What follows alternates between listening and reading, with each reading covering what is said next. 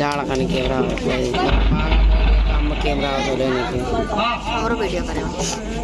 साथियों जय भीम। मंच पर उपस्थित सभी मंचासीन पदाधिकारीगण और इस आयोजनकर्ता सभी लोगों को मेरी तरफ से जय भीम, जय भारत। और आगे बैठे हुए तमाम महिला, बच्चे, माता पिता, स्वरूप भाई बंधु जो लोग भी हैं, सभी लोगों को जय भीम। आज का बाबा साहेब का जयंती 131वीं जयंती के उपलक्ष्य में कार्यक्रम हो रहे हैं। आज हम उन महापुरुष को याद कर रहे हैं जिन्होंने यही जो मनवादी शक्तियां जो रसिया का से चल करके आए मनवादी जो 2-4% है, ज्यादा नहीं है इस भारत में, जो हमको और आपको गुलाम बना के रखे थे, उन बेरियों को तोड़ने का काम बाबा साहब ने किया। उस संविधान की ताकत से हम लोगों को पढ़ने लिखने का अधिकार बाबा साहब की वजह से मिला। आज पढ़ लिख करके हमारे यही समाज के डॉक्टर, इंजीनियर बन गए। कांसीराम कहा करते थे, कांसीराम साहब को भी मैं नमन करता हूँ। उन्होंने बीएसपी पार्टी बनाई थी, बहुजन समाज पार्टी। उन्होंने कहा करते थे कि वोट से लेंगे एसपी, वोट प्रतिनिधित्व का सवाल है कि यदि समाज में हमारा अगर कोई एसपीडीएम नहीं होगा तो इस समाज का रक्षा कौन करेगा? क्या वो लोग करेंगे जो लोग कभी हम लोगों को खटिया कुर्सी पर बैठने नहीं देते थे?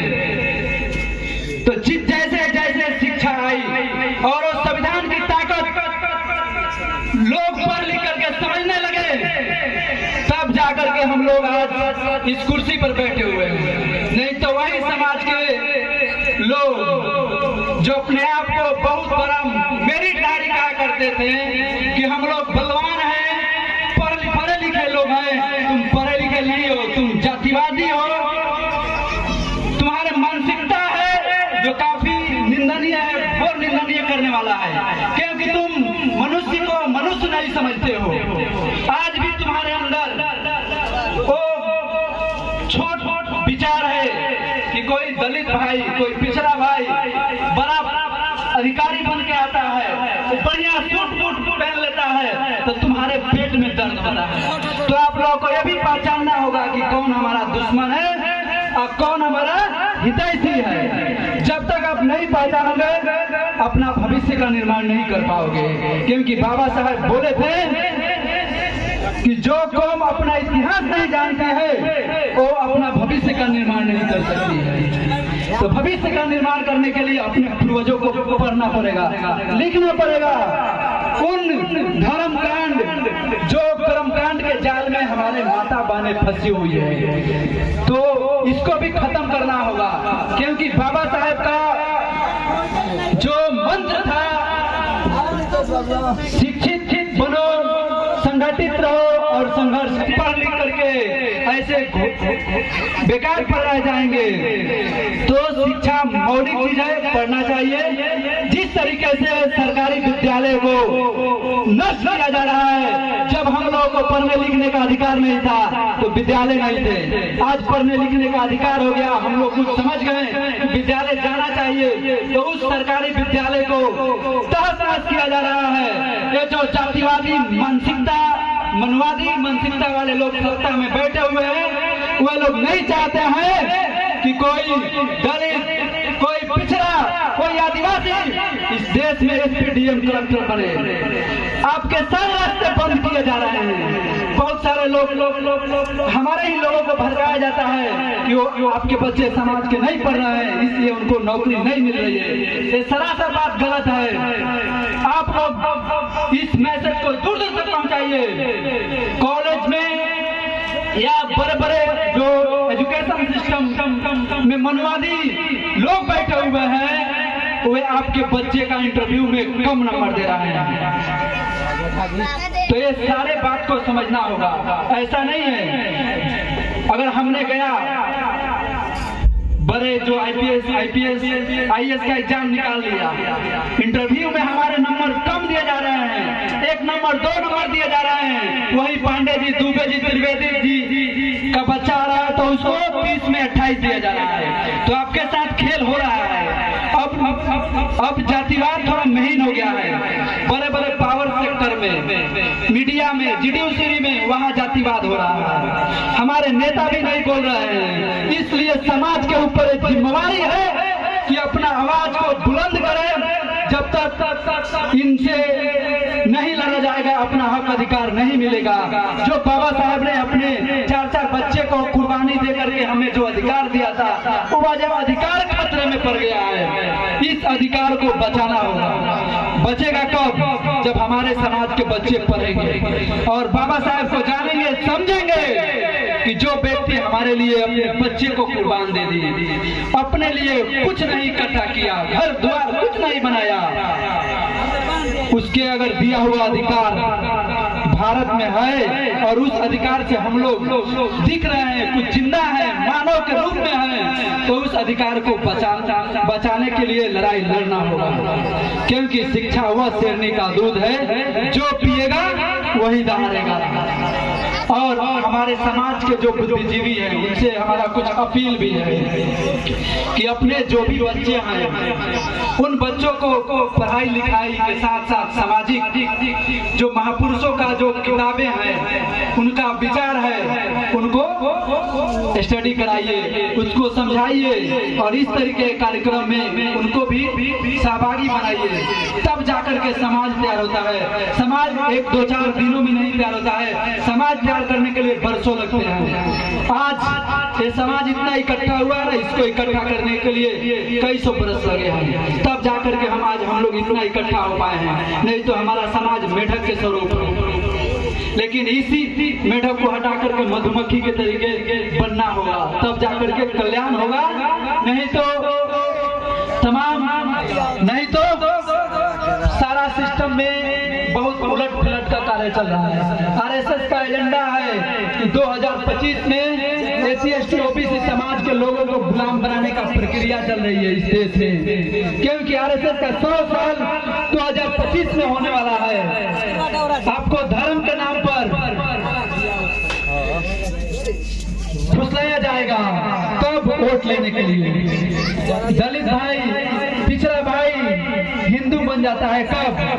जब वोट लेने का समय आता है तब। आपका जैसे ही वोट ले लिया जाता है तो आप हिंदू नहीं हैं, दलित हैं। आपको मंदिर में जाने से भी आपको प्रताड़ित किया जाता है। आपको अच्छे तरीके से आप सूट बूट पहन लेते हैं तो उन लोगों को पेट में भी दर्द हो जाता है। जिस तरीके से राजस्थान में जितेंद्र मेघवाल को मूछ रखने पर यही जातिवादी मानसिकता लोग जो अपने आप को कहते हैं कि हम तथागत हिंदू हैं, स्वर्ण हैं, ऐसे लोगों ने वो जितेंद्र मेघवाल की हत्या कर दी। आप ही बताइए, जरा दलित मूछ नहीं रख सकता है? दलित घोड़ा पर नहीं चढ़ सकता है? चढ़ सकता है। आप अगर हमको घोड़ी पर नहीं चढ़ने दोगे तो मैं हेलीकॉप्टर से आऊंगा। लेकिन आपका जवाब जो है, ईंट का जवाब पत्थर से दी जाएगी। और आपकी औकात है तो अब जो समाज में जो युवा पैदा हो रहे हैं इनसे आप टकराओ, तब इन मनवादियों को दौरा के हिसाब किताब किया जाएगा। तो ये बात बहुत चिंतनीय है। आज भी देश में हजारों हमारे ही समाज के लोगों के साथ हत्या होता है, रेप होता है, लेकिन कोई पूछने वाला नहीं है। लेकिन आज सोशल मीडिया की वजह से हमें पता चलता है, पहले पता भी नहीं चलता था। तो राजस्थान में जिस तरीके से जितेंद्र मेघवाल को मूछ रखने पर हत्या कर दी गई, जिस तरीके से पूर्व मुख्यमंत्री जीतन राम मांझी को मंदिर में जाने के बाद उसका धुलाई के क्षेत्र में हर एक गांव में 1-2 टीचर्स हैं या अन्य पद पर हैं, उन लोगों से निवेदन है, हाथ जोड़कर विनती है कि जब बाबा साहब बोले थे कि पढ़े लिखे लोगों ने हमें धोखा दिया, उस सब को लाज रखते हुए, उस कथन को याद करते हुए आप लोग उस सब को मिटा दीजिए और समाज में जहाँ भी दिक्कत है, जिस बच्चे को पढ़ने लिखने में कठिनाई हो रही है, वहाँ पर आप लोग जाएं और उसका जितना हो सके मदद करिए, जागृत कर दीजिएगा तो कॉपी किताब उनके घर वाले ऑटोमेटिक खरीदेंगे। पत्थर पे दूध देने के लिए पंडा पिताजी अगर मोटिवेट करते हैं तो हमारे समाज 500 क्या 2000 4000 का बकरा को बलि दे देता है। लेकिन आप अगर मोटिवेट करोगे कि नहीं पढ़ाई लिखाई जरूरी है, जब हमारा समाज नहीं पढ़ेगा तो आगे नहीं बढ़ेगा, तो इसलिए वो समाज इस जो अंधविश्वास है उसको छोड़ करके अपने बच्चे को पढ़ा लिखाने का काम करेगा। आपने सुना होगा हमें बहुत कम समाज में देखने को मिलता है, चाहे सुनने को मिलता है कि कोई भी माता पिता अपने बच्चे को कर्जा कार करके पढ़ाया है, बहुत कम मिलता है। लेकिन यही कहीं त्योहार की मामला हो, छठ पूजा मनाने की बात हो, दिवाली मनाने की बात हो, तो कर्जा लिया जाए, चाहे कहे ना ब्याज पर तब तो आप पढ़ाई के लिए क्यों नहीं ले सकते? आप पढ़ाई के लिए लीजिए। सबसे पहला नैतिकता जिम्मेवारी आपको यही होना चाहिए, अपने बच्चे को अच्छे तरीके से साफ सुथरा रखना, उसको विद्यालय छोड़ना और शाम के टाइम अपने बच्चे को पढ़ाना लिखाना। यही आपका पूजा है, यही आपका धर्म है। आपका वो धर्म नहीं है जिससे हमें कुछ नहीं मिलता है। तो इस सब सारे बातों को ध्यान रखना चाहिए, क्योंकि ये सारे बातें मेरा कोई अपना नहीं है, ये बाबा साहब का दिया हुआ एक तोहफा है। इसे लेकर के हम लोग काफी आगे तक जा सकते हैं। तो उन तमाम हाथ जोड़ करके इस धरती के लोगों को मेरा निवेदन है, इन माता बहनों से मेरा आग्रह है कि आप लोग बाबा साहब के बताए हुए रास्ते पर चल करके और उनके विचारों पर अमल करते हुए इस देश को बेहतर बनाने के लिए, इस पंचायत को बेहतर बनाने के लिए अपने बच्चे को, अपने बेटे को, अपने भाई को पढ़ाई लिखाई एक ताकत के रूप में दीजिए। क्योंकि बाबा साहब बार बार इस शब्द को कोड किए हैं अपने भाषणों में कि शिक्षा वह शेरनी का दूध है जो पिएगा वो दहाड़ेगा। आप लोग सुना होगा बकरे की बलि दी जाती है, शेर की नहीं दी जाती है। इसलिए हम लोगों को शेर बनना होगा। हमारा इतिहास वही बहुत गौरवशाली इतिहास है। हमारे पुरखा लड़ाकू थे, हजारों लोगों को वो अकेले सामना करते थे। लेकिन आज हमारा शक्ति कहाँ चला गया है? हमें आज भी वो शक्ति हमारे खून में है, लेकिन ये खून गर्म नहीं होगा। खून गर्म करना होगा। गर्म कब होगा? जब आप अपने इतिहास को पढ़िएगा तो खून खौलेगा। आज हमें वो इतिहास क्यों नहीं बताई जाती है कि जब बेटा जब तुम्हारे दादाजी इस कुर्सी पर बैठते थे तो फल्ला सिंह आते थे तो लात से मार देते थे। इतिहास पढ़ाइए, तब जाकर के देश में क्रांति होगा। हमारा दुश्मन कोई और नहीं है, हमारे आसपास के लोग ही हैं। इनसे सामना करना होगा। वैचारिक क्रांति जब तक नहीं होगी तब तक इस देश में खूबसूरत समाज का स्थापित नहीं किया जा सकता है। तो ये तमाम मुद्दे थे, शिक्षा, स्वास्थ्य या अपने समाज को उत्थान के लिए एकजुट होकर के रहना, एकजुट होकर के संघर्ष करना, ये हम लोगों का प्राथमिकता होनी चाहिए। आप आपस में लड़ाई झगड़ा न हो और समाज को बेहतर बनाने के लिए, अपने बच्चे का भविष्य तय करने के लिए शिक्षा पर जोर दिया जाए, तब जाकर के हम लोगों का नहीं बाबा साहेब का सपना जो है पूरा होगा। आज भी बाबा साहेब का सपना जो है अधूरा ही है, क्योंकि हम आज भी दर दर के ठोकरे खा रहे हैं लोग। हम आज भी बाबा साहेब को अपने जीवन शैली में नहीं उतार पाए हैं। आज भी हम वही चीज को मान रहे हैं जो हमारे साथ जिन्होंने धोखा किया। ये बताइए, आप लोगों से मेरा सवाल है कि गुलामों का और गुलाम बनाने वाले का धर्म एक ही हो सकता है क्या? जिन लोगों ने पहले आपको अछूत बनाया, आपको समाज से कहीं दूर बसाया, आपको कुर्सी खटिया पर बैठने नहीं दिया, उसका धर्म और मेरा धर्म, चाहे आपका धर्म एक हो सकता है? कतई नहीं हो सकता है।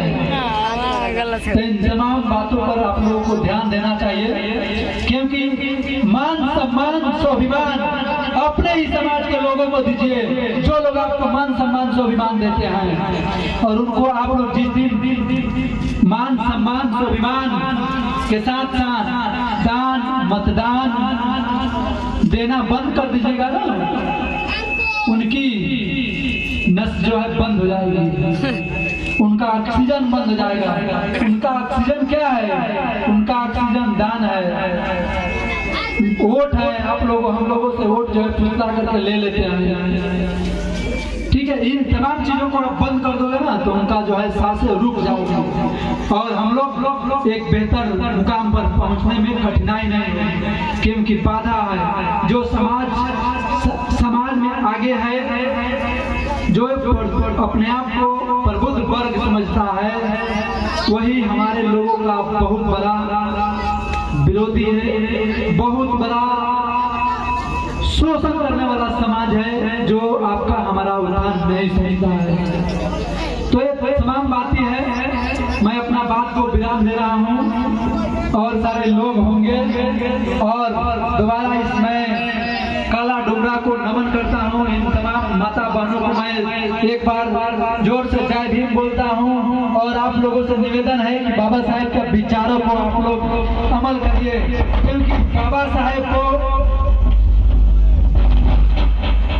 याद करना और उनके विचारों को अपने जीवन शैली में उतारना दो अलग अलग बातें हैं। तो मैं निवेदन करूंगा कि बाबा साहेब का विचारों को आप लोग अपने जीवन शैली में उतारिए और पखंडवाद से जितना जल्द हो जाइएगा, मुक्त हो जाइएगा, उतना जल्दी आपका बेहतर समाज बनेगा, बेहतर समाज का निर्माण होगा। जिस तरीके से इस देश में अमन शांति का माहौल को बिगाड़ा जा रहा है कुछ जातिवादी लोगों के द्वारा, कुछ धार्मिक उन्मादों के द्वारा, ये बात ध्यान रखिए कि आप लोग हिंदू नहीं है। हिंदू कब होते हैं? वोट लेना होता है। अब मुसलमान हमारा दुश्मन नहीं है, वो हमारा संरक्षक है और हम लोग उनका संरक्षक है। तो इस तमाम बातों पर ध्यान रखते हुए मैं अपने बात को विराम देता हूँ। आप लोग भी इस बात को अपने जीवन शैली में उतारिएगा, मेरा यही निवेदन है। आखिरी में जाते जाते मैं बाबा साहेब का नमन करते हुए उन तमाम बहुजन समाज में जन्मे महापुरुषों को मैं नमन करता हूँ, जिनकी वजह से हमें बोलने का कुछ मौका प्राप्त हुआ। धन्यवाद, आभार। और इस बार इस मंच का संस्थापक और संयोजक को मैं तहे दिल से धन्यवाद देता हूँ। जय भीम, जय भारत, जय मूल्यवान सिंह।